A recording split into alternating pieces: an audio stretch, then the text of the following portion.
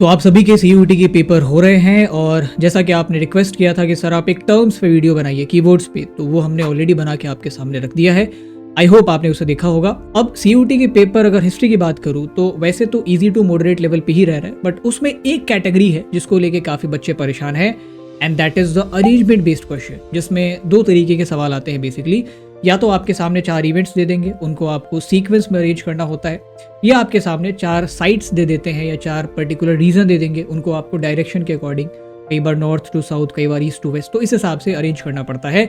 And there comes the map knowledge in consideration, जो मैंने आपको इस सेशन के शुरुआत में ही बताया था। सीयूटी जब आपने प्रिपेयर करना शुरू किया था तभी मैंने बताया था कि मैप को आप इग्नोर नहीं कर सकते। डायरेक्ट मैप के आइडेंटिफिकेशन या लोकेशन के सवाल नहीं आएंगे, बट इस टाइप के सवाल पूछे जा सकते हैं। तो बड़ों की बात मानी नहीं और अब पछताना पड़ रहा है, but nevertheless I am making the video on this particular set of questions, जिसमें हमारे सामने होंगे 45 सवाल, सारे ऑब्जेक्टिव। तो आपको क्या करना है, केवल इसकी पीडीएफ लेके कल्टीनी ले लेना। आप एक एक सवाल को पॉज करके अटेम्प्ट करेंगे इन द कमेंट बॉक्स, ताकि मैं देख पाऊं कि आपकी तैयारी कितनी बेहतर है। वैसे मैं सारे आंसर्स को कमेंट बॉक्स में पिन कर दूंगा ताकि आप आंसर्स लिखने के बाद उनको मैच कर सकें। And coming to the PDF कहाँ मिलेगा ये मैंने शेयर किया इस वीडियो के लास्ट में, सो मेक श्योर कि आप इस वीडियो को आखिरी तक जरूर देखें। So now without any further delay, coming to the laptop screen, चलिए शुरू करते हैं।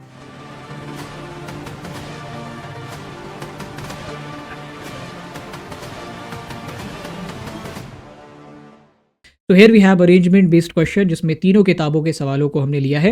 We will be going chapter wise. तो सबसे पहले हम शुरू करेंगे हड़प्पन सिविलाइजेशन से। यहाँ पे आपके सामने 4 इवेंट्स हैं और आपको इनको सीक्वेंस में, क्रोनोलॉजी में अरेंज करना है। पहला इवेंट है डिस्कवरी ऑफ हड़प्पन सिविलाइजेशन, दूसरा है excavation of Harappa by Dayaram Sahni, तीसरा एस्टैब्लिशमेंट ऑफ एएसआई और चौथा है sketch of Harappan seal by Cunningham. अब यहाँ पे देखिए, जब भी आप अरेंजमेंट का सवाल करते हैं या मैच का सवाल करते हैं, सबसे पहले आपको क्या करना है, सबसे पहला जो इवेंट आएगा वो पिकअप करना है। उसके बाद आपको ना ऑप्शंस एलिमिनेट करने हैं। कई बार क्या होता है कि सीयूईटी इतने आसान ऑप्शंस डालता है कि अगर आपने पहला पिकअप कर लिया तो उसके बेसिस पे ही आप बाकी सारों को अटेम्प्ट कर लेंगे। So now pause the video and check out the events और उसके सीक्वेंस में अरेंज करो। तो अगर हम यहाँ पे सीक्वेंस में अरेंज करना शुरू करें तो देखो, हड़प्पन सिविलाइजेशन की डिस्कवरी और जो भी है कनिंघम वगैरह, वो कभी नहीं हो पाता अगर एएसआई स्टैब्लिश नहीं होता। तो यानी कि सबसे पहले हमारी शुरुआत होगी एएसआई के स्टैब्लिशमेंट से। वी डू नॉट नो कि कब स्टैब्लिश हुआ था, चैप्टर में डिस्कस नहीं है, बट स्टैब्लिश हुआ था ये पता है। और उसके बाद ही कनिंघम आते हैं, दयाराम सैनी आते हैं और बाकी जितने भी लोग आए वो आए। सो स्टैब्लिशमेंट ऑफ एएसआई सबसे पहले आएगा और इस बेसिस पे ए हमारा हो गया एलिमिनेट। अब एएसआई में जब देखते हैं, हड़प्पन सिविलाइजेशन की डिस्कवरी 1924 में हुई है। हड़प्पा को दयाराम सैनी ने जो डिस्कवर किया था, एक्सकेवेट किया था, वो 1921 में किया था। और कनिंघम के पास जो सील पहुंची थी वो 1875 के आसपास पहुंची थी। वैसे भी आपको अगर एक्चुअल डेट नहीं पता है, अगर आपको पर्सनैलिटीज़ ही पता है, क्योंकि कई बार पर्सनैलिटीज़ भी सीक्वेंस में पूछी जा सकती है, तो सबसे पहले कनिंघम आते हैं, फिर दयाराम सैनी और जॉन मार्शल आए। सो हमारा 3, then we will be having 4, उसके बाद दयाराम सैनी के द्वारा excavation. 3, 4, 2, 1, option B is the right answer. आगे बढ़ते हैं। नेक्स्ट यहाँ पे हमारे सामने 4 पर्सनैलिटीज़ हैं और आपको यहाँ पे इनको सीक्वेंस में अरेंज करना है। Vasant Shinde, John Marshall, Mortimer Wheeler और अमरिंद्रनाथ। अब जब हमने बोर्ड्स की पढ़ाई की थी उसमें हमने टाइमलाइन की पर्सनैलिटीज़ को नहीं पढ़ा था, क्योंकि वो टाइमलाइंस वगैरह बोर्ड में नहीं पूछते थे। सीयूईटी में आपसे सब कुछ पूछेंगे। तो ये जो 4 पर्सनैलिटीज़ है, आपको इनके पीरियड के अकॉर्डिंग अरेंज करना है। वसंत शिंदे सबसे नए पर्सनैलिटी है, जो कि आप अगर जो बॉक्स है राखी गढ़ी वाला, जिसमें आर्कियोजेनेटिक स्टडी के बारे में बताया गया है, उसमें इनका जिक्र है। 2013 में वो रिसर्च इन्होंने पब्लिश किया था। जॉन मार्शल कब से कब तक थे ये नहीं पता, बट 1924 के आसपास इन्होंने हड़प्पन सिविलाइजेशन को डिस्कवर करके अनाउंस किया था, तो एक डेट हमें पता है। मॉर्टिमर व्हीलर सबको पता है, 1944 में इंडिया के एएसआई के चीफ बनते हैं। अमरिंद्रनाथ कौन है? जिस राखी गढ़ी के ऊपर आर्कियोजेनेटिक रिसर्च वसंत शिंदे ने की है, अमरिंद्रनाथ ने उसको एक्सकेवेट किया था इन 1990। तो ये पर्सनैलिटी इंपॉर्टेंट है एक्सकेवेशन का। अब मैं एक चीज़ और आपको यहाँ पे बताता हूँ कि आपके टाइमलाइन में 2-3 और पर्सनैलिटीज़ है, जैसे बीबी लाल हो गए या आपके एसआर राव हो गए या बिष्ट साहब हो गए। तो इन्होंने जिन जिन साइट्स को एक्सकेवेट किया है वो भी आप याद रखेंगे। मैच बेस्ड क्वेश्चन में उनको पूछा जा सकता है। तो अब इस सीक्वेंस में आप अरेंज कर लीजिए। सबसे पहले जॉन मार्शल आएंगे, सो 2, और इस तरीके से हमारा जो ऑप्शन ए है वो एलिमिनेट हो जाएगा। और मैं कह रहा हूँ कि तकरीबन 80 से 90% जो क्वेश्चन होते हैं अरेंजमेंट के, अगर आपने पहला ऑप्शन फिगर आउट कर लिया तो तुरंत आप ऑप्शन एलिमिनेट करिए। कई बार वैसे ही आप इसको सॉल्व कर देंगे। आपको अगर यकीन ना हो तो आप पीवाईक्यूज में टेक्निक अप्लाई करके देखना। यही चीज़ आप मैच बेस्ड में भी करिए, पहला मैच करिए और फिर मिलाइए। अगर उसके बाद भी फंस रहा है तो आखिरी मैच मिलाइए। इसमें ऑलमोस्ट 95 to 99% क्वेश्चन आपके सॉल्व हो जाते हैं। तो starting with the John Marshall, उसके बाद आएंगे हमारे मॉर्टिमर व्हीलर, सो 2, 3, देन आपका अमरिंद्रनाथ और उसके बाद आपके Vasant Shinde. So option C will be the right answer, 2 3 4 1 is the right sequence. Next question, arrange the following phases in chronological order. हमारे पास यहाँ पे 4 डिफरेंट फेजेस हैं हिस्ट्री के, उनको आपको अरेंज करना है। अगेन इसमें से भी मैंने टाइमलाइन से सवाल उठाए। यहाँ पे एक चीज़ आपको पता है कि सबसे आखिरी में क्या हुआ था, इन चारों में सबसे आखिरी में आयरन का इस्तेमाल हुआ।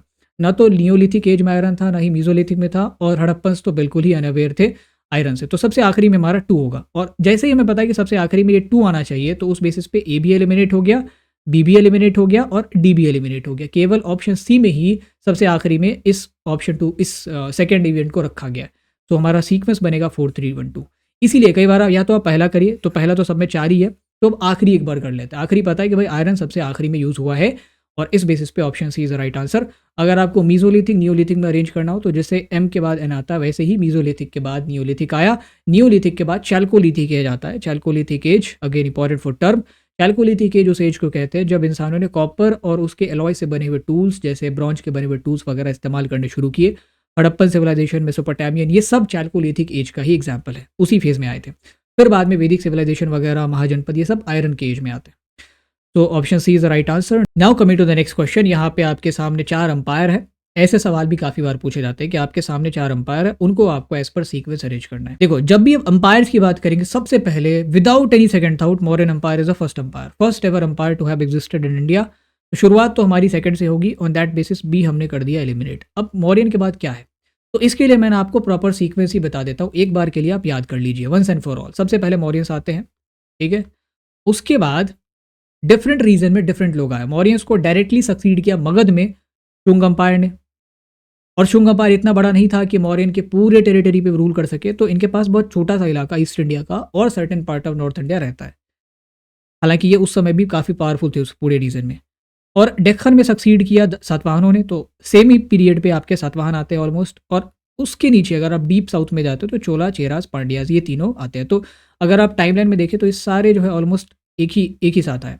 उसके बाद आपका शक अंपायर आता है, उसके बाद आपका कुषाण अंपायर आता है, ठीक है। उसके बाद आपके गुप्ता अंपायर के रूलर्स आएंगे, उसके बाद आपके हर्षवर्धन आएंगे, ठीक है। तो अगर मान लीजिए अंपायर का जिक्र है तो भी आप अरेंज कर लेंगे इस सीक्वेंस में। अगर किसी रूलर का जिक्र है, जैसे मैंने 4 रूलर डाल दिया, उसमें एक शक रूलर है, उसमें एक मौर्यन रूलर है, आपको बस पता होना चाहिए कि भाई वो रूलर किस डायनेस्टी का है, तो उस बेसिस पे भी आप इस सीक्वेंस में उसे अरेंज कर सकते हैं। तो ऑन दैट बेसिस सबसे पहले मौर्यन अंपायर, फिर सातवाहन, और फिर कुषाण, और फिर Gupta. So 2 3 4 1 and the right sequence is option C, as simple as that.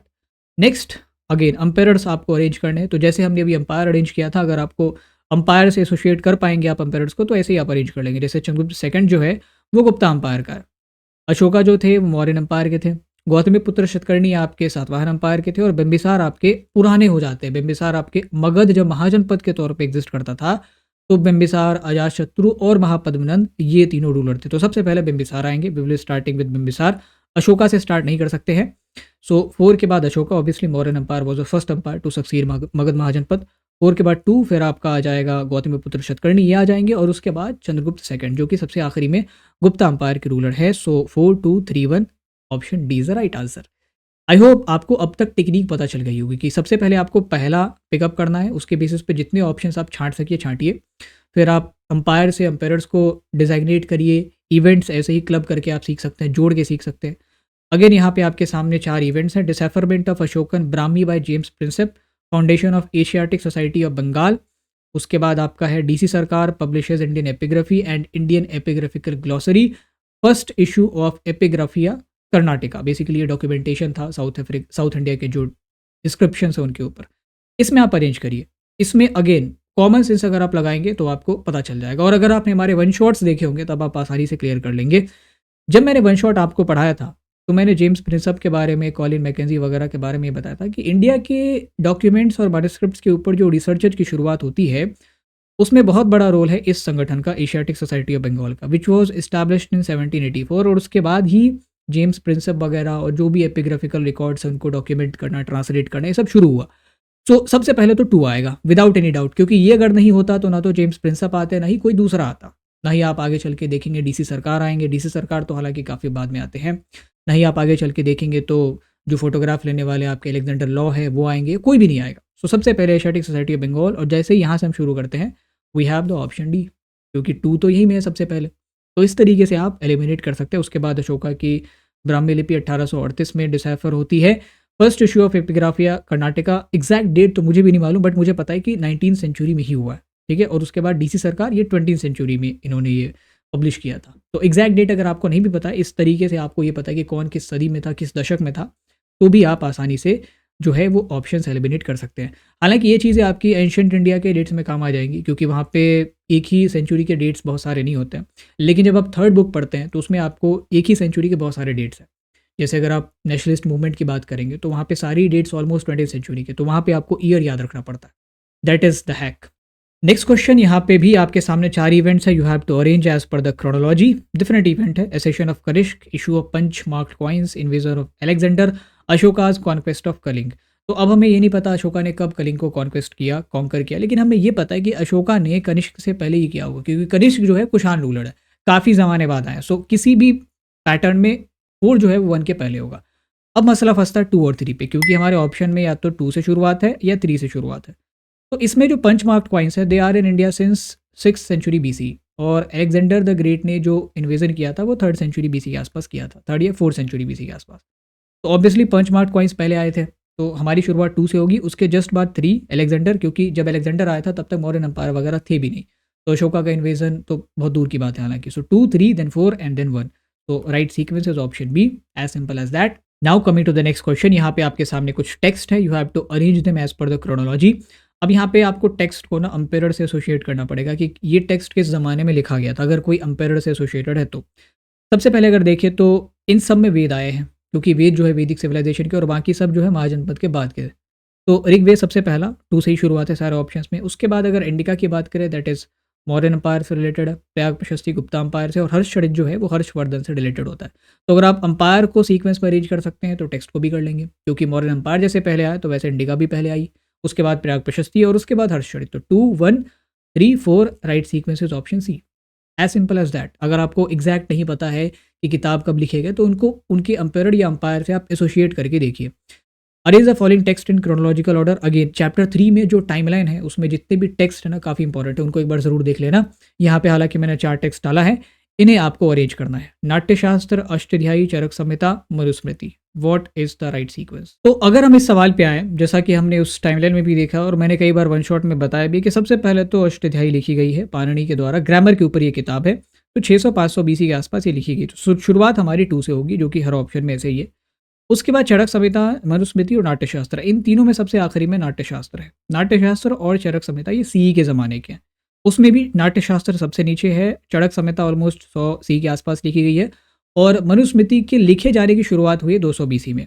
हालांकि इसका कंपाइलेशन खत्म हुआ 200 सी में, लेकिन हम खत्म होने की डेट के आधार पर नहीं, जब ये कंपाइलेशन शुरू हुआ उसके आधार पर सीक्वेंस में अरेंज करते हैं। तो सबसे पहले 2, 4, उसके बाद 4, फिर 3 and then 1। So option 1 A is the right answer. Next, arrange the following events in chronological order. यहाँ पे आपके सामने 4 इवेंट है regarding the life of Buddha. काफ़ी इजी मक्खन सा सवाल है, पॉज करो और अटेम्प्ट करो। Mahaparinirvana of Buddha, enlightenment of Buddha, Buddha's departure from his palace, first sermon of Buddha. देखो, महापरिनिर्वाण का मतलब है कि उन्होंने जो है वो समाधि ले ली, तो महापरिनिर्वाण ऑब्वियसली सबसे आखिरी में आना चाहिए। तो ये जो ऑप्शन सी है, तो ये हमारा इस बेसिस पे हो गया एलिमिनेट। शुरुआत कहाँ से होगी? सबसे पहले एनलाइटनमेंट तो मिला नहीं, और फर्स्ट सरमन कैसे देंगे जब तक एनलाइटेड नहीं हुए? सबसे पहले वो डिपार्ट करते हैं अपने पैलेस से, अपने महल को छोड़ते हैं, तो शुरुआत हमारी 3 से होगी। उसके बाद हम आएंगे एनलाइटनमेंट पे, सो 3 के बाद 4, और जब उनको एनलाइटनमेंट मिला तब जाके ये फर्स्ट सरमन देते हैं।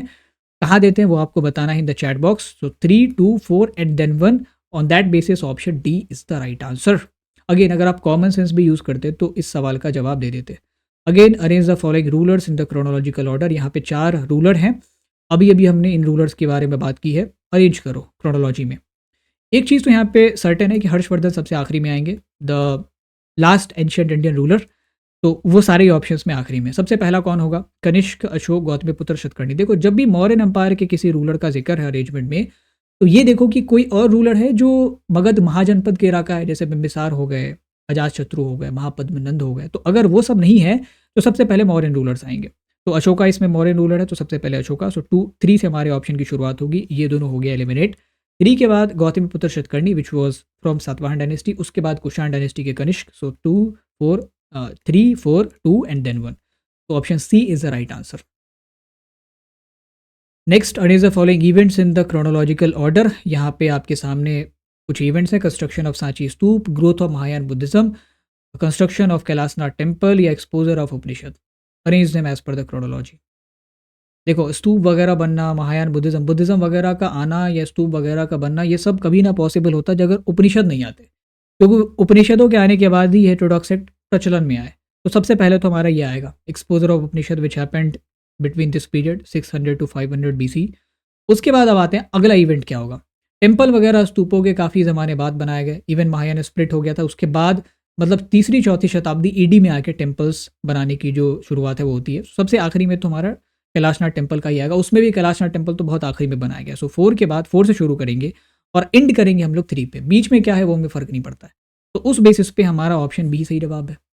हमें ये पता है कि उपनिषद के आने के बाद ही ये सारे सेक्ट आए, पुराण वगैरह भी बाद में लिखे गए, तो टेम्पल का तो भी चलन होने से रहा। उसके बाद जो कैलाशनाथ टेम्पल है वो सबसे आखिरी में बनाया गया। स्तूप वगैरह तब तक बन भी चुके थे और काफ़ी पॉपुलर भी हो चुके थे। So option B is the right answer. सबसे पहले आपको पहला पिकअप करना है। उसके बाद देखिए कि क्या आखिरी ऑप्शन सारों में सिमिलर है। अगर सिमिलर है तब तो बीच के ऑप्शंस देखो, अगर डिफरेंट है जैसा यहाँ पे देखा हमने, तो आखिरी ऑप्शन पिकअप करो कि आखिरी में क्या होगा, और फिर 80 to 85% ऑफ द क्वेश्चंस में आप आंसर पिकअप कर लेंगे। Next, you have to arrange the travellers mentioned here. Abdul Razzaq Samarkandi, Ibn Battuta, Sheikh Ali Hazin, Francis Bernier. ये काफ़ी इंपॉर्टेंट है। और साथ ही में आप ये भी याद रखिएगा, क्योंकि मैच बेस में ऐसे सवाल आ सकते हैं कि भाई साहब ये जो ट्रैवलर थे वो किस कंट्री से आए थे। So Abdul Razzaq Samarkandi, Ibn Battuta, Sheikh Ali Hazin, Francis Bernier. हमने जब ट्रैवलर वाला चैप्टर आपको बताया था तो कहा था कि सबसे पहले भाई साहब आते हैं अलबरूनी। अलबरूनी से पहले तो सेंट्रल एशिया से कोई नहीं आया, नहीं हमारे डॉक्यूमेंटेशन के अकॉर्डिंग। उसके बाद बतूता साहब आते हैं, तो Battuta came between this period 13 to 14 century. हमें एग्जैक्ट नहीं भी पता है, सेंचुरी अगर पता है तो कर लेंगे। अब्दुल रज़ाक समरकंदी आते हैं 14 to 15 सेंचुरी में। फ्रांसिस बर्नियर आते हैं 16 to 17 सेंचुरी में। शेख अली हाज़न साहब आते हैं 17th to 18th सेंचुरी में। अब अरेंज कर लो, Battuta, Samarkandi, Bernier, Sheikh Ali Hazin, that is the right sequence. तो 2 1 4 3। और शेख अली हाज़न के बारे में एक फैक्ट मैं और बता दूं कि अमॉन्ग ऑल द ट्रैवलर ये वो वाहिद बंदा था, यही वो अद्वितीय आदमी है, मैंने उर्दू और हिंदी दोनों यूज़ कर दी, and he is a unique one who was completely disgusted और kind of disappointed with the treatment that he met in India. Not because कि इंडियंस ने इनको बुरा ट्रीट किया, बिल्कुल इनका अलग मसला था। ये थोड़ा सा पर्शियन के यूज़ को लेके थोड़ा इंडियंस को क्रिटिसाइज़ कर रहे थे कि जिस तरीके से पर्शियन हमारे यहाँ लिखी जाती है, क्योंकि ये उसी बेल्ट से आते थे, सैन से आते थे, उस तरीके से पर्शियन हमारे यहाँ यूज़ नहीं होती, इंडिया में नहीं यूज़ होती थी, तो उसको लेके थोड़ा सा ये नाराज़ हुए और बहुत लंबा चौड़ा जो है डिस्क्रिप्शन लिखा इंडिया की बुराई में। Now you have some travellers again, इनको भी आपको अरेंज करना है as per the sequence. Marco Polo, Alberuni, Antonio Monserrate, Jean Tavernier. Important है आपके लिए ये भी कि भाई आप ट्रैवलर्स को कंट्री के साथ भी जोड़िए। Now pause the video and attempt the question. So Alberuni के बाद मार्को पोलो। अब इसके बाद इन दोनों में कौन क्या आया? देखो, एंटोनियो मोंसेरेट का मैं बता देता हूँ कि एंटोनियो मोंसेरेट आया था तब जब अकबर शासक हुआ करता था। तो एंटोनियो मोंसेरेट 16th सेंचुरी का है और जीन टैवर्नियर 17th सेंचुरी में आया है, थोड़ा सा ही पहले बर्नियर से। तो that is gene Tavernier. Marco Polo सबसे पहले हमारा अल्बरूनी आ जाएंगे, उसके बाद मार्को पोलो 2 1 देन आपका 3 and then 4। Option D is the right answer, ठीक है।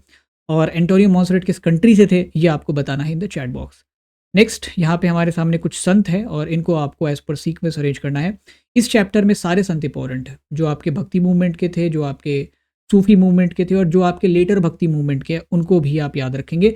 एग्जैक्ट डेट याद रखने की जरूरत नहीं है, बस ग्रुप करके याद कर लो कि भाई सबसे पहले जब भी भक्त संतों की बात आती है सबसे पहले 3 संत आएंगे एज पर द टाइमलाइन, अपार, सुंदरार और सामबंदर, जो ये नायनार संत थे। और उसके बाद ही कोई आएगा, उसके बाद अंदाल वगैरह आती है, करेक कलम यार आती है। तो सबसे पहले यहाँ पे अंदाल आएंगे क्योंकि अंदाल सबसे एंशियंट है इसमें से। उसके बाद बसावना आएंगे, बसावना 12वीं शताब्दी के हैं। उसके बाद बाबा फरीद आएंगे, उसके बाद मीराबाई आएंगी। बाबा फरीद की ही सेंचुरी में मोइनुद्दीन चिश्ती और कुतुबुद्दीन बख्तियार काकी आए हैं। तो इन तीनों को एक साथ आप क्लब करके याद करिए। तो 3 then 1 then 4 then 2। So 3 1 4 2 will be the right sequence. और एक चीज़ मैं बता देता हूँ कि जो ये संत है ना, सूरदास, कबीरदास, रायदास वगैरह, ये सब, तुलसीदास, ये सब एक ही सेंचुरी में आए, 15वीं शताब्दी में, ठीक है। तो ये भी आप याद रखिएगा। नेक्स्ट, यहाँ पे आपके सामने 4 चिश्ती संत हैं और उसके अकॉर्डिंग आपको उनको अरेंज करना है। शेख निज़ामुद्दीन औलिया, शेख सलीम चिश्ती, शेख ख्वाजा मोइनुद्दीन चिश्ती और Sheikh Qutbuddin Aibak. You all know कहाँ से शुरुआत करनी है। शुरुआत हमारी होगी इनसे ही, ख्वाजा मोइनुद्दीन चिश्ती से, क्योंकि ये प्रोपेगेटर हैं, सबसे पहले यही आए, इनके डिसेपल है ये, तो ऑब्वियसली इनके बाद ये आएंगे। और उसके बाद आते हैं निज़ामुद्दीन औलिया। बीच में बाबा फरीद आए थे पंजाब साइड में, वो भी काफ़ी बड़े चिश्ती संत थे। उसके बाद बहुत लेट जाके in the 16th century Salim Chishti आते हैं। तो 3, 4, 1 and 2 will be the right sequence. Option D is the right answer. अगर बाबा फरीद होते तो बाबा फरीद को हम निजामुद्दीन औलिया से पहले लिखते और कुतुबुद्दीन ऐबक के बाद। और बाकी इन संतों की दरगाह कहाँ पे है वो भी आप याद रखिएगा, that is also important for MCQ. Next यहाँ पे आपके सामने 4 किताबें हैं, उसको आपको अरेंज करना है एज पर क्रोनोलॉजी। अब आप कहेंगे कि सर ये किताब कब लिखी गई है वो तो पता नहीं है, बट हमें ये तो पता है कि जो किताब लिखी गई है वो किसी न किसी आदमी से जुड़ी हुई है। तो वो आदमी को अगर हम सीक्वेंस में अरेंज कर ले तो किताबों को भी कर लेंगे। जैसे मुनीस लड़वा किसने लिखा है? जहानारा बेगम ने। फौद फौद किसने लिखा है? अमीर हसन सिद्दी ने, जो निजामुद्दीन औलिया के कंटेम्प्रेरी थे। कश्फुल महजूब किसने लिखा है? दातागंज बख्श ने। कीर्तन घोष किसने लिखा है? शंकरदेव ने। तो शंकरदेव आते हैं 15वीं शताब्दी में, दातागंज बख्श काफ़ी पहले आ गए थे। जिस ज़माने में बसावना वगैरह है उसी ज़माने में दातागंज बख्श आते हैं। तो सबसे पहले कश्फुल महजूब, उसके बाद फौद फौद, निजामुद्दीन औलिया की किताब, इनके कन्वर्सेशन की किताब, सो 3 देन 2, और इसके बाद कीर्तन घोष, और उसके बाद मुनीस लड़वा जो कि 17वीं शताब्दी में 16 से 1700 के बीच लिखी जाती है शाहजहाँ की बेटी के द्वारा। So 3, 2, 4, 1 and right sequence is option B. Next, arrange the following events. Again आपके सामने 4 इवेंट है। अंपायर से related, reign of Krishnadevaraya, battle of Talikota, establishment of Vijayanagara empire, visit of Colin Mackenzie to Hampi. अब यहाँ पे देखो, सबसे आखिरी में तो इवेंट होगा यही, क्योंकि कॉलिन मैकेंजी ने जब हम्पी विजिट किया था तब तक सारे विजयनगर अंपायर के इवेंट्स होके ख़त्म भी हो चुके हैं और अंपायर भुला भी दिया जा चुका है। तो आखिरी हमारा होगा 4 पे। 4 पे ऑप्शन डी भी एंड हो रहा, ऑप्शन ए भी एंड हो रहा। अब हमें स्टार्टिंग का पता करना है।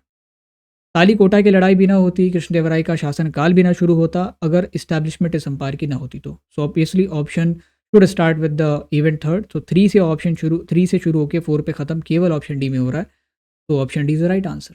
इस तरीके से आप अटेम्प्ट कर सकते हैं अरेंजमेंट के सवालों को। Next, arrange the dynasties of Vijayanagara in the chronological order. Tuluva, Aravidu, Sangama, Saluva. Again pause करिए, काफ़ी मक्खन सा बेसिक सा सवाल है। आपको साथ ही में कमेंट बॉक्स में ये भी बताना है कि कृष्णदेवराय किस डायनेस्टी से बिलोंग करते थे। अगेन अगर हम सीक्वेंस में अरेंज करें तो सबसे पहले संगम डायनेस्टी, उसके बाद सलुव, फिर तुलुव और फिर अरविडू। तो SSTA is the right sequence. तो option B is the right answer. 3, 4, 1 and 2। Next, arrange the events. यहाँ पे अगेन 4 इवेंट्स है हम्पी के डिस्कवरी के रिगार्डिंग, आपको उनको अरेंज करना है। Hampi declared a world heritage site by UNESCO. GF Fleet begins documenting the inscriptions on the temple walls. Colin Mackenzie visits Hampi, Hampi declared as a site of national importance. देखो सबसे पहले तो कॉलिन मैकेंजी हम्पी जाते हैं तभी जाके ये सब शुरू होगा। तो शुरुआत हमारी इवेंट थर्ड से ही होगी। उसके बाद क्या होता है ना, जेएफ फ्लीट ने डॉक्यूमेंट करना शुरू किया 1876 के आसपास के जो भी इनको इंस्क्रिप्शंस मिल रहे थे इनको अब ये डॉक्यूमेंट करते हैं। इसके बीच में एक और इवेंट हुआ है 1856 में, जो कि मैं बता देता हूँ। अलेक्जेंडर ग्रीनलॉ करके आएंगे, उन्होंने फोटोग्राफ्स रिलीज कर दिए। हालांकि वो तो यहाँ पे है नहीं, बट ये इवेंट भी इंपॉर्टेंट है। तो 1800 में ये हम्पी आए। 76 में उसी सेंचुरी में जो है वो जेएफ फ्लीट ने डॉक्यूमेंट करना शुरू किया। और उसके बाद जब देश आज़ाद हुआ तो Hampi was declared as a site of national importance in 1976 और 1986 में फाइनली इसे यूनेस्को वर्ल्ड हेरिटेज साइट का दर्जा मिल जाता है। तो 3, 2, 4, 1 is the right sequence. Option D is the right answer. अब ये कुछ डेट्स ऐसे हैं जो आपको याद रखने ही पड़ेंगे। हमने डेट्स के ऊपर भी वीडियो बनाई है, गो चेक दैट आउट। उसमें जितने भी इंपॉर्टेंट डेट्स और इस तरीके के टाइम पीरियड है उनको आप देख सकते हैं, समझ सकते हैं, याद कर सकते हैं। उसकी PDF भी वहाँ पे शेयर्ड है। Now you have some kingdoms. इस चैप्टर में कुछ किंगडम्स का भी जिक्र है तो उनको भी आपको अरेंज कर लेना है। विजयनगर अंपायर, दिल्ली सल्तनत, बहमनी सल्तनत, गजपति रूलर्स। कब क्या चीज़ें हुई, अरेंज द मैच पर द सीक्वेंस। देखो इसमें दिल्ली सल्तनत सबसे पहला, क्योंकि इससे ही टूट के बहमनी सल्तनत बना और फिर विजयनगर अंपायर वगैरह उसके बाद आते हैं। तो ये 12वीं से 13वीं शताब्दी के बीच स्थापित हुआ। इसके बाद विजयनगर अंपायर 1336 में, ये थोड़ा पहले, और बहमनी सल्तनत 1347 में, थोड़ा सा बाद। गजपति रूलर्स अगले सेंचुरी में 14 से 15 सेंचुरी के बीच जो है वो इनको इस्टेब्लिश किया जाएगा। तो विल स्टार्ट विद दिल्ली सल्तनत। 2 के बाद आएगा आपका 1, सो 2 के बाद 1 और then 3 then 4। Option B is the right answer. और कई बार ऐसा होगा, एनटीए ऐसा ही पेपर सेट करता है कि अगर आपने पहला पिकअप कर लिया, आपको पता है कि दिल्ली सल्तनत से शुरुआत हो रही है, तो आप उसके बेसिस पे ही ऑप्शन सारे एलिमिनेट करके एक ऑप्शन आपका बच जाएगा, that will be the answer. Next, यहाँ भी अगेन आपके सामने इवेंट्स है। We do not know the exact date, कुछ इवेंट्स का डेट हमें नहीं पता बट हमें पीरियड पता है, तो उस बेसिस पे हम अरेंज कर सकते हैं। Establishment of Mughal empire by Babur, construction of area canal, battle of Talikota, conquest of Goa by Portuguese. अब यहाँ पे एक एक करके आपको इवेंट्स को डेट करना है। डेट करना मतलब उनको एक पर्टिकुलर ईयर या डेट जो भी उनका है वो देना। यहाँ पे देखिए सबसे पहले बाबर ने स्टैब्लिश किया भाई साहब 1526 में। एरिया कैनाल का कंस्ट्रक्शन कब हुआ ये तो नहीं पता बट 15 सेंचुरी तक हो चुका था। 15 सेंचुरी तक, यानी कि 1482 में जो है संगम डायनेस्टी के लोग रिप्लेस कर दिए गए, उससे पहले ही हो चुका होगा, बिकॉज़ संगम डायनेस्टी ने ही इसको बनवाया था। और उसके बाद बैटल ऑफ तालिकोटा होता है 1565 में। पोर्चुगीज़ ने जो गोवा पे कॉन्क्वेस्ट है वो किया था 1510 में। अब इस बेसिस पे आप अरेंज कर लीजिए। सबसे पहले हिडिया कैनाल का कंस्ट्रक्शन आएगा, तो 2 से शुरुआत होगी। उसके बाद आप गोवा जो है वो पोर्चुगीज़ के कब्ज़े में आएगा, 2 के बाद 4, देन आपका 1 और देन आपका 3। Option D is the right answer. Next question, यहाँ पे आपके सामने मुगल एम्पायर्स हैं, you have to arrange them as per the sequence. ये भी काफ़ी इंपॉर्टेंट है, और जब पिछले साल तक नवा चैप्टर पूछा जाता था तो इनके क्रॉनिकल्स भी सीक्वेंस में अरेंज करने को कहे जाते थे। अब यहाँ पे चूंकि बाबर इज़ द फाउंडर, तो बाबर सबसे पहले आएगा, बाबर के बाद हुमायूं, सो 2 के बाद 1, फिर उसके बाद अकबर आता है, तो अकबर तो है नहीं यहाँ पे। अकबर के बाद आया Jahangir, so 2 1 4 3, option A is the right answer. That is how you arrange the sequence. Now coming to the next question, यहाँ पे आपके सामने अगेन कुछ इवेंट्स हैं, you have to arrange them as per the sequence. Introduction of Ryotwari system, Santhal uprising, permanent settlement, battle of Plassey. और जैसा कि हमने आपको कहा था कि एंशियंट इंडिया जब आप पढ़ते हैं तो उसमें फिर आपको एग्जैक्ट डेट्स याद रखने पड़ते हैं। तो ऐसे इस सिस्टम को पहली बार लगाया गया था 1818 में। संथाल अपराइजिंग यानी कि रिवोल्ट की बात हो रही है, that happened in 1855, existed till 56। Permanent settlement 1793 और battle of Plassey was in 1757। तो हम लोग शुरू करेंगे बैटल ऑफ प्लासी से, 4 3 then 1 then 2, so right sequence is option D. Next question, you have 4 events here, इसको भी आपको सीक्वेंस में अरेंज करना है। Deccan revolt, cotton boom, ryotwari settlement, fifth report. Again you have to date the events. Deccan revolt was in 1875, cotton boom आया था 1861 में। तो कब तक रहा उससे फर्क नहीं पड़ता है, कब आया था वो बेसिकली मैटर करता है। रैयत वारी सेटलमेंट 1818 जैसा हमने देखा है, और फिफ्थ रिपोर्ट वाज इन 1813। तो शुरुआत हमारी फिफ्थ रिपोर्ट से होगी, 4 3, then we will have 2 and then 1, so option D again is the right answer. Next question, यहाँ पे भी कुछ इवेंट्स है आपके सामने, and they are regarding the 1857 incident, sepoy mutiny, subsidiary alliance signed by Awadh, exile of Wajid Ali Shah, battle of Chinhat. Ancient India में एक बहुत खास कैटेगरी आप देखते हैं अरेंजमेंट के सवालों की, कि ऐसे इवेंट्स होंगे जो एक ही साल में हुए हैं, ऐसे 2 या 3 इवेंट्स होंगे, फिर आपको महीना भी ध्यान में रखना पड़ता है। जैसे अगर हम याद करें, सिपोई म्यूटनी भी 1857 में हुई है, जो मेरठ की म्यूटनी की बात की जा रही है। जैसे अगर हम सिपाही म्यूटनी कहते हैं तो primarily we are talking about Meerut सिपाही म्यूटनी ओनली। और बैटल ऑफ चिनहट भी 1857 में ये भी हुआ है, और 1857 में ये भी हुआ है। बाकी ये चीज़ हुआ 1801 में, और वाजिद अली शाह को हटाया जाता है 1856 में। अब इन दोनों में महीना याद रखना इंपॉर्टेंट है। मेरठ म्यूटनी हुई थी मई को, टू बी प्रिसाइज 10 मई। Battle of Chinhat was in June. ठीक है, तो इस तरीके से आप याद रखेंगे। तो शुरुआत हमारी होगी 2 से, 2 के बाद अपन आएंगे 3, 3 के बाद 1 then 4, so option B again is the right answer. Next, यहाँ पे भी कुछ इवेंट्स है, invasion of Nadir Shah, defeat of Humayun by Sher Shah, third battle of Panipat, transfer of diwani rights to British. अब यहाँ पे कुछ जो है अंग्रेजी इवेंट भी हैं, और कुछ आपके मुगल अंपायर के ज़माने की इवेंट है। प्राइमरली ये सारे इवेंट्स डिस्कस्ड है आपके चैप्टर 8 में। नादिर शाह का इन्वेजन होता है 1739 में, बैटल ऑफ करनाल हुआ, और पूरी दिल्ली कही जाती है कि खून से रंग दी गई थी। हुमायूं को शेरशाह ने हराया था 1540 में। Third battle of Panipat was in 1761, Ahmad Shah Abdali ने हराया था मराठाओं को। और transfer of diwani rights to British was in 1765 after this Allahabad treaty. तो अगर हम इसे सीक्वेंस में अरेंज करें, स्टार्ट हम तो करेंगे 2 से ही, उसके बाद अपन आएंगे 1 पे, देन फिर 3 then 4, 2 1 3 4, again option D. That means जो इंस्टाग्राम पे आपको बता रहे हैं कि शुरू के 10 क्वेश्चन हमें आप सी लगाइए, फिर उसके बाद डी लगाइए, ऐसा हमारे सवालों में तो आप कर ही सकते हैं। एनटीए के सीयूटी के एग्जाम में मैं रिकमेंड नहीं करूँगा कि वहाँ पे आप ये चीज़ें करो, क्योंकि एनटीए इस टाइप से नहीं पेपर फिट करता, दे आर एब्सोल्युटली रबिश।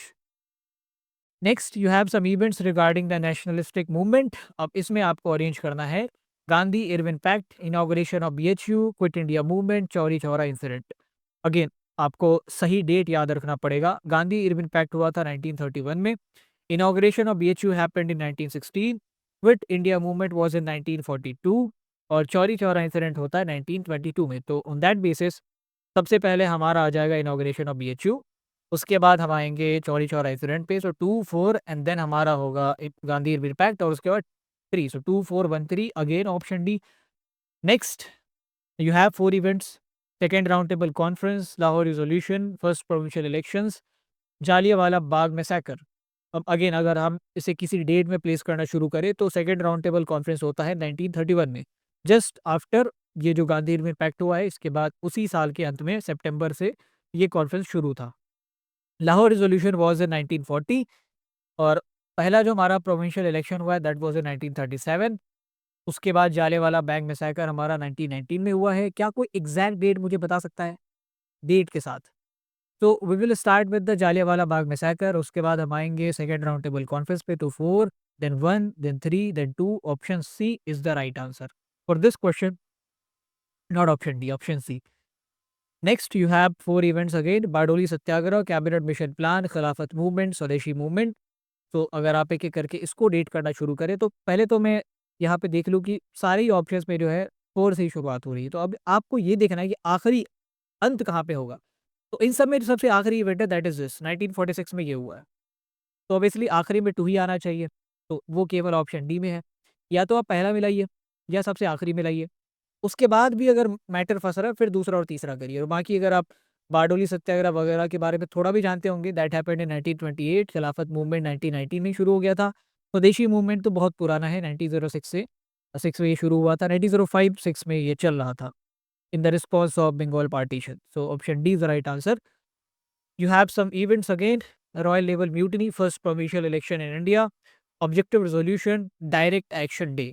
तो यहाँ पे एक एक करके हम इवेंट्स को डेट में प्लेस करते हैं। Royal naval mutiny happened in 1946, पहला प्रोविंशियल इलेक्शन हुआ था 1937 में, ऑब्जेक्टिव रेजोल्यूशन भी 1946 में ही पारित हुआ है और डायरेक्ट एक्शन डे भी 1946 में पारित हुआ है।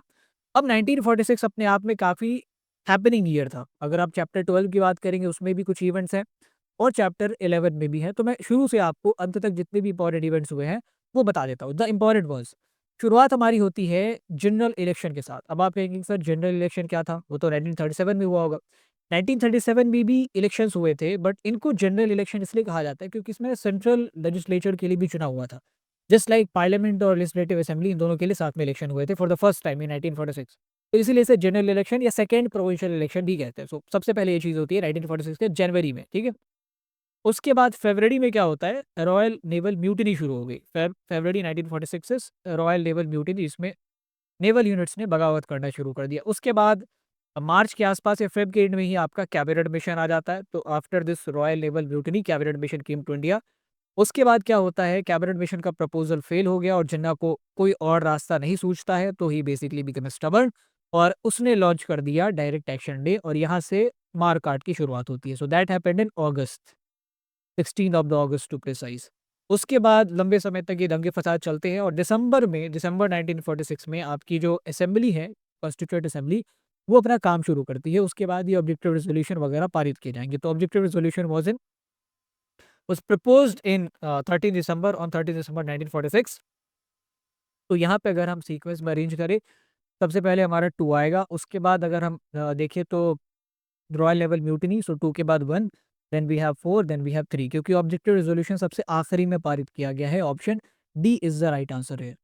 Next coming to next question, ये बड़ा इंटरेस्टिंग है। यहाँ पे जब आप रेबेल्स और राज चैप्टर पढ़ते हैं ना, तो इसमें आपके कुछ गवर्नर जनरल है जिनका सीक्वेंस आपको अरेंज करना पड़ता है। ऐसे ही महात्मा गांधी वाले चैप्टर में कुछ आपके वॉइसराइज हैं, तो इन दोनों को हम सीक्वेंस में अरेंज करना सीख लेंगे। यहाँ पे 4 आपके गवर्नर जनरल है और क्या कमेंट में आप बता सकते हैं कि क्या फ़र्क होता था जीजी और वॉइसराय में? सबसे पहले वेलीज़ली 1790s के आसपास आते हैं, 98 में इसने ही सब्सिडी लाइन्स लगाया था। बेंटिक आता है 1820s के आसपास। He is known for the social reform, Wellesley is known for subsidy lines policy. Dalhousie उसके बाद आता है, Dalhousie is known for the annexation. Awadh के एनेक्सेशन की बात करें, झांसी के एनेक्सेशन की बात करें, ये सब इसके ज़माने में ही होता है। Canning is the governor general during this 1857 revolt और इसके बाद भी यही रहता है। तो अगर हम सीक्वेंस में अरेंज करें तो 3, 2, 1, 4 will be the right sequence, option B is the right answer, ठीक है। नेक्स्ट आपके सामने कुछ वॉइसराइज हैं and you have to now arrange them as per the sequence. Irwin, Willingdon, Wavell, Linlithgow. तो और ये सारे वॉइसराय जो है ना, मैं अगर आपको कहूँ सॉल्ट सत्याग्रह या उसके बाद क्या, उसके पहले के वॉइसराय को यहाँ पे तो कंसिडरेशन में लिया ही नहीं गया। नहीं तो कर्जन का भी जिक्र कर सकते थे क्योंकि बंगाल के पार्टीशन के ज़माने में वो था वॉइसराय। फिर मिंटो का भी जिक्र कर सकते थे, बाकी इन्होंने किया नहीं है। तो इसके अलावा एक माउंटबेटन है जिसका भी सीक्वेंस मैं आपको बता दूंगा। तो इसमें we will start with Irwin क्योंकि हर ऑप्शन में वैसे ही इरविन से शुरुआत है। तो Irwin was the viceroy during salt Satyagraha, ठीक है। सॉल्ट सत्याग्रह के बाद वेलिंगटन आता है, सिविल डिसोबीडियंस मूवमेंट खत्म हो गया था तो वेलिंगटन ही वो गवर्नर वॉइसराय है, सॉरी, जो गांधी जी को क्रिटिसाइज़ करता है। आपने इस चैप्टर में कोट पढ़ा होगा एक वायसराय का कि गांधी बहुत खराब आदमी है, ये दुनिया के लिए एक साधु संत है, बट मुझे बहुत मज़ा हुआ जो है राजनीतिज्ञ पॉलिटिशियन लगता है। तो ये विलिंगडन साहब ही कह रहे हैं। इसके बाद वेबल आते हैं, इसके बाद आते हैं Linlithgow that was in second world war. इसके बाद वेबल आते हैं, वेबल के बाद आते हैं माउंटबेटन। तो right sequence is this Irwin, Willingdon, Linlithgow Wavell and then Mountbatten. तो हमारा सीक्वेंस क्या हो जाएगा 1, 2, 4, 3 is the right answer option D again. Next arrange the following saints in the chronological order. यहाँ पे हमारे सामने कुछ संत हैं, Mirabai, Surdas, Appar, Basavanna, and now you have to arrange them as per the chronology. Okay, so जब मैंने संतों की क्रोनोलॉजी आपको पढ़ाई थी, तो सबसे पहले कहा था कि जितने भी संत हैं, भक्ति, सूफी या लेटर भक्ति मूवमेंट के कबीरदास वगैरह, इन सब में सबसे पहले अपार, सांबंदर और सुंदराड़ आते हैं। तो जब भी अगर संतों की क्रोनोलॉजी हो और इन तीनों का ज़िक्र हो, तो सबसे पहले इन्हीं में से जो संत हैं वही आएँगे। सो अपार सबसे पहले आएँगे, उसके बाद बसावना, बसावना आपके 12वीं शताब्दी के हैं। उसके बाद सूरदास आते हैं, सूरदास आपके 15वीं शताब्दी के। जितने भी ऐसे सूरदास, कबीरदास, रविदास, तुलसीदास वगैरह वो सब 15वीं शताब्दी के हैं। इसके बाद मीराबाई आती है। तो that is a sequence 3, 4, 2 and 1। ये जो टाइमलाइन है ना संतों का, ये आप याद रख लीजिएगा और चैप्टर 3 में जो किताबों का टाइमलाइन है वो याद रख लीजिएगा, काफ़ी इंपॉर्टेंट है। So 3, 4, 2, 1 is the right sequence. Coming to next question, यहाँ पे भी कुछ संत हैं। You have to arrange them as per the sequence. Sundarar, Shankardev, Muktabai, Andal. अब यहाँ पे देखो, जैसे हमने देखा था कि अपार, सामंदर, सुंदराड़, अगर ये सब है तो सबसे पहले तो इनमें से जो है उनका नाम आएगा। तो Sundarar is the first one here. उसके ठीक बाद अंदाल, तुंडाडीडी-पुड्डी, माणिक वासकर ये सब आते हैं। तो अंदाल उसके ठीक बाद आती है, तो अंदाल। शंकरदेव और मुक्ताबाई में कौन पहले है? यहाँ पे मीराबाई नहीं है, मुक्ताबाई है। मुक्ताबाई, ज्ञानेश्वर वगैरह जो है ना, वो सब महाराष्ट्र के भक्ति संत थे और ये सब जब चिश्तियों का जो आप टाइमलाइन देखते हैं, उसी टाइम पीरियड में ये भी एग्ज़िस्ट कर रहे थे। तो शंकरदेव आपके 15वीं शताब्दी के आस-पास आए हैं और मुक्ताबाई जो है ये काफ़ी पहले, अगर मैं कहूँ तो 12वीं या 13वीं शताब्दी में आप कह सकते हैं मुक्ताबाई आती है, 13वीं शताब्दी में। सो अंदाल के बाद Muktabai and then Sankardev. First 4, 3 and then 2. So option D will be the right sequence. Next, you have some events here. Simon Commission, Cripps Mission, First Provincial Election, Cabinet Mission. Again, चारों काफ़ी important events हैं and you have to arrange them as per the sequence. Simon commission को अगर आप date करना चाहें तो 1921 में साइमन कमीशन आता था। क्यों आया था? क्या कोई बता सकता है in the comment box? Cripps mission was in 1942, पहला प्रोविंशियल इलेक्शन होता है हमारा 1937 में और कैबिनेट मिशन आया है 1946 में। So now arrange them as per the sequence. तो सबसे पहले आएगा 1, उसके बाद हम आएँगे 3 पे, उसके बाद हम आएँगे 2 पे, उसके बाद हम आएँगे 4 पे। So that is in option C. So option C is the right answer. Next, again आपके सामने कुछ इवेंट्स हैं, you have to arrange them as per the sequence. Direct action day, cabinet mission, Wavell plan, first round table conference. Now arrange them. Pause the video and attempt the question. देखो, direct action day हुआ है 1946 में अगस्त में, ठीक है? और cabinet mission भी 1946 में आ चुका था, लेकिन ये पहले आ गया, फरवरी-मार्च के आसपास ये पहुँच चुका है, ठीक है? वेबल प्लान वाज़ इन 1945। पहला जो राउंड टेबल कॉन्फ्रेंस हुआ था दैट हैपेंड इन लंदन। सारे ही राउंड टेबल कॉन्फ्रेंस लंदन में ही हो रहे थे, but that is in 1930 not 1931। 31 में दूसरा हुआ है। तो शुरुआत हमारी ऑब्वियसली होगी पहले राउंड टेबल कॉन्फ्रेंस से 4 से, उसके बाद हम आएँगे वेबल प्लान पे 3 then 2 then 1। So that is an option A. So option A is the right answer. Next, यहाँ पे आपके सामने कुछ हड़प्पन साइट्स हैं और यहाँ पे आप डायरेक्शन बेस्ड क्वेश्चन करने वाले हैं। तो 4 साइट्स हैं, you have to arrange them as per the order east to west. जो ईस्टर्न है उसको पहले, उसके बाद जो उससे वेस्टर्न, उसके बाद जो उससे वेस्टर्न। तो यहाँ पे आप अगर एग्ज़ैक्ट लोकेशन नहीं भी जानते हैं, आप अगर स्टेट्स में बाँट सकते हैं कि भाई राखीगढ़ी किस स्टेट में है, बालाकोट कहाँ पड़ता है, तो भी आप अरेंज कर लेंगे। जैसे ये हरियाणा में है, Kalibangan is in Rajasthan, Dholavira is in Gujarat, Balakot is in Pakistan. तो सबसे पहले तो राखीगढ़ी होगा, we are sure about that, और सबसे आखिरी में पाकिस्तान का बालाकोट। तो शुरुआत 1 से होगी, खत्म 2 पे होगा। That is in option B and D. तो सी और ए तो ऐसे ही हो गए एलिमिनेट। उसके बाद हमारा कालीबंगन आना चाहिए राखीगढ़ी राखीगढ़ी के बाद, क्योंकि हरियाणा के बाद राजस्थान, और उसके बाद धोलावीरा आना चाहिए एज़ पर द मैप। तो यहाँ पे मैं मैप में भी आपको दिखा देता हूँ, दैट इज़ राखीगढ़ी। यहाँ पे आपका कालीबंगन आया। राखीगढ़ी और बनावली दोनों हरियाणा में है, लेकिन हरियाणा में भी राखीगढ़ी थोड़ा-सा ईस्ट में है और बनावली थोड़ा-सा वेस्ट की तरफ है।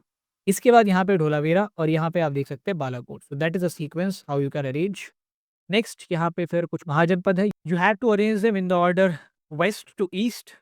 मगध, काशी, गांधार, कुरु। देखो, Gandhara was in north west Pakistan, जो सबसे वेस्टर्न तो यही है।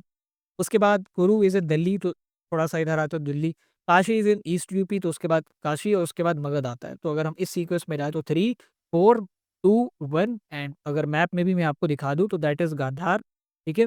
तक्षशिला और पुष्कलावती ये दोनों इसके ही शहर थे। यहाँ पे कुरु आ गया थोड़ा-सा ईस्ट में, फिर थोड़ा-सा और ईस्ट आते हैं काशी और फिर थोड़ा-सा और ईस्ट आते हैं तो Magadh. That is how you तो इसमें आप जो है नॉर्थ टू साउथ भी याद रखिएगा, महाजनपदों में और शहरों में भी। जैसे अगला सवाल जो है वो शहरों का है। यहाँ पे 4 एंशिएंट शहर हैं, आपको साउथ टू नॉर्थ में उन्हें अरेंज करना है। अगेन अगर आप स्टेट पकड़ सकते हैं तो आप उस हिसाब से भी अरेंज कर लेंगे। देखो मथुरा है यूपी में, that is in Pakistan Pakistan. Ujjaini is in MP और कौशाम्बी है यूपी में। अब देखते हैं शुरुआत कहाँ से होनी चाहिए। एमपी सबसे साउथ में पड़ता है तो शुरुआत उज्जैनी से होनी चाहिए और जो तक्षशिला है वो सबसे ऊपर नॉर्थ में पड़ता है, एकदम अफ़गानिस्तान के बॉर्डर पे, तो ख़त्म वहीं पे करेंगे। 3 से शुरू करके 2 पे कहाँ पे ख़त्म हो रहा है that is an option D only. तो हमें बीच के ऑप्शंस को देखने की ज़रूरत भी नहीं है। और अगर आप डायरेक्शन वाइज़ भी अरेंज कर लेंगे करेंगे तो उज्जैनी के ऊपर कुछ कौशाम्बी आता है। हियर यू सी उज्जैनी, उसके ऊपर कौशाम्बी, उसके ऊपर यहाँ पे आप देखेंगे मथुरा, है दोनों यूपी में ही बट कौशाम्बी नीचे है, थोड़ा-सा सदर्न है। यूपी और एमपी के बॉर्डर पे पड़ता है और Mathura is in the border of UP Rajasthan और उसके ऊपर तक्षशिला यहाँ पे सबसे नॉर्दर्न। नेक्स्ट यहाँ पे आपके सामने कुछ साइट्स हैं, बुद्धिस्ट साइट है, you have to arrange them as per east to west. Sarnath, Sanchi, Bodhgaya, Ajanta. तो इसमें ईस्ट टू वेस्ट में हमें अरेंज करना है। अगेन अगर आप स्टेट मार्क कर सकते हैं तो आप अरेंज कर लेंगे। Sarnath is in UP, Sanchi is in MP, Bodhgaya is in Bihar और अजंता इज़ इन महाराष्ट्र। तो देखिए सबसे ईस्टर्न जो स्टेट है वो तो बिहार ही है इन चारों में। उसके बाद आप यूपी पे आते हैं, फिर एमपी पे, फिर महाराष्ट्र पे। That is the right sequence. Bodhgaya, Sarnath, Sanchi, Ajanta और on that basis 3, 1, 2, 4 is the right sequence. अगर आप ऐसे भी अरेंज करेंगे तो यहाँ पे आपका बोधगया आ गया, यहाँ पे आपका सारनाथ आ गया, यहाँ पे आपका सांची आ गया और यहाँ पे आपका अजंता आ गया। इसके अलावा आप लुम्बिनी को भी याद रखेंगे, इसके अलावा आप कुशीनगर को भी याद रखेंगे, that is also important. Amravati को भी याद रखेंगे। नेक्स्ट यहाँ पे कुछ मुगल शहर है आपके सामने, you have to arrange them as per south to north. Ajmer, Agra, Panipat, Lahore. तो नाउ अरेंजिंग देम, सबसे सदर्न जो साइट है दैट इज अजमेर। अजमेर आपका पड़ता है राजस्थान में, उससे थोड़ा सा ऊपर आपका है आगरा, उसके थोड़ा ऊपर पानीपत हरियाणा में पड़ता है। सो और लाहौर सबसे ऊपर। सो यही सीक्वेंस होगा 1, 2, 3, 4। Option B is the right answer. अगर आप यहाँ पे मिलाएं भी तो ये अजमेर है, फिर ये आगरा आ गया, फिर उससे थोड़ा-सा ऊपर आप पानीपत देखते हैं और उसके थोड़ा-सा ऊपर लाहौर। काबुल भी इम्पोर्टेंट साइट है, आमेर भी इम्पोर्टेंट साइट है, कांधार भी इम्पोर्टेंट साइट है, तो इनको आप ध्यान में रखिएगा। Next, arrange the following sites of revolt of 1857 in the direction from east to west. Delhi, Jhansi, Arrah, Lucknow, यहाँ पे 4 साइट्स हैं, यू हैव टू अरेंज। तो अगेन आप स्टेट वाइज़ भी इनको अरेंज कर सकते हैं। आरा बिहार में, ये तो काफ़ी ईज़ी है। यूपी में है Lucknow, Jhansi is in MP और दिल्ली जो है वो दिल्ली में ही है। तो लखनऊ सबसे पहले तो आरा पड़ेगा, दैट इज़ इन बिहार, सबसे ईस्टर्न साइट है, उसके बाद लखनऊ, उसके बाद झांसी और उसके बाद दिल्ली। तो 3, 4, 2 देन 1। तो राइट सीक्वेंस इज़ दिस। अगर आप अरेंज भी करना चाहें तो यहाँ पे आप देख सकते हैं, यहाँ पे आपका आरा पड़ता है ऑलमोस्ट इसके पास, फिर आप थोड़ा-सा यहाँ आते तो कानपुर है, फिर यहाँ पे आपका झांसी है और थोड़ा-सा उससे वेस्टर्न साइड जो पड़ता है वो दिल्ली पड़ता है। That is how you arrange. Now coming to the last question, arrange the nationalist movement sites in north to south. North to south में आपको इनको अरेंज करना है। बॉम्बे, कराची, दांडी और अमृतसर। अगेन आप अगर स्टेट मार्क कर ले तो काफ़ी आसान हो जाएगा। Bombay is in Maharashtra, Karachi is in Sindh, फिर आपका दांडी पड़ता है गुजरात में और अमृतसर पंजाब में। तो शुरुआत तो हमारी होगी अमृतसर से, लेकिन ख़त्म हम करेंगे बॉम्बे पे क्योंकि बॉम्बे सबसे नीचे पड़ रहा है। तो ये केवल ऑप्शन ए और बी में है, तो सी और डी तो हमारा हो गया एलिमिनेट। अब देखते हैं क्या सीक्वेंस है। तो अमृतसर से थोड़ा-सा नीचे आते हैं तो सिंध का इलाका पड़ता है कराची। उसके थोड़ा-सा नीचे आप आते हैं तो दांडी पड़ता है गुजरात में, उसके थोड़ा-सा नीचे आते हैं तो बॉम्बे पड़ता है। So the right sequence would be 4। सबसे पहले अमृतसर, उसके बाद नीचे कराची, सिंध, पाकिस्तान, उसके बाद आप आते हैं दांडी, गुजरात और उसके नीचे आपका पड़ता है Bombay. So 4, 3, 2, 3, 1 is the right sequence. Option B would be the correct answer. So that was all in this session. I hope कि अरेंजमेंट और सीक्वेंस को लेके जो भी आपके डाउट्स थे, जो भी आपका डर था, वो इसके बाद क्लियर हो गया होगा। इसी के बेसिस पे सवाल पूछे जाते हैं। So now you can download the PDF. आपको बस ऐप डाउनलोड करना है, वहाँ पे फ्री मटेरियल सेक्शन हमारा है, वहाँ पे जाइए, वहाँ पे आपको फिर रियल निंजा मटेरियल मिलेगा, उसमें क्लास 12th में जाके एक मिसलेनियस का फ़ोल्डर है। प्रॉपर गाइड मैंने कमेंट बॉक्स में डाल दिया है, आप वहाँ से ले सकते हैं। या अगर आप इतना प्रोसेस स्किप करना चाहते हैं तो you can also join the Telegram group और वहाँ पे आपको ये पीडीएफ मिल जाएगी फ्री ऑफ कॉस्ट में। Now download the PDF and revise the sites. जिनके एग्जाम्स हो चुके हैं उनके लिए तो बैड लक, आई होप कि आपने अच्छा परफॉर्म किया होगा। जिनके एग्जाम्स आने वाले हैं, मेक श्योर कि आप उनके साथ ये सारी चीज़ें ज़रूर शेयर करें। That was all in this video and also make sure कि आप हमें अपने जूनियर्स के बीच रिकमेंड ज़रूर करें because at this point of time the most we need is your support. Thank you for watching and best wishes for your exams.